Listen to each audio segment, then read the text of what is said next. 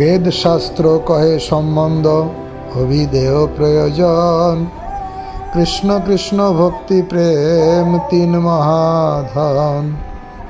वैदिक शास्त्रे सम्बन्ध अभिधेय और प्रयोजन এই তিনটি বিষয় বর্ণিত হয়েছে। সেখানে শ্রীকৃষ্ণকে পরম আকর্ষক, শ্রীকৃষ্ণের সেবাকে পরম কর্তব্য এবং শ্রীকৃষ্ণের প্রতি প্রেমকে জীবনের পরম প্রয়োজন বলে বর্ণনা করা হয়েছে। তাই কৃষ্ণ, কৃষ্ণ ভক্তি ও কৃষ্ণ প্রেম এই তিনটি মহাসম্পদ।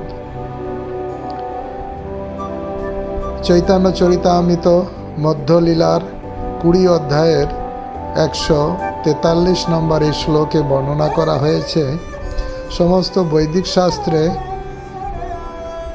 তিনটে তত্ত্বের কথা বলা হয়েছে: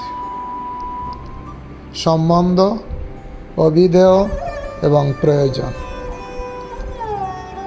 সম্বন্ধ মানে কার সঙ্গে আমি সম্বন্ধ করব, তিনি হচ্ছেন কৃষ্ণ। সম্বন্ধ করতে হবে কৃষ্ণের সঙ্গে।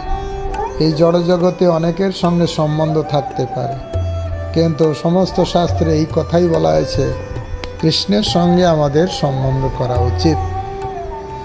কৃষ্ণের সঙ্গে সম্বন্ধ হলো তিনি প্রভু, আমি তার দাস।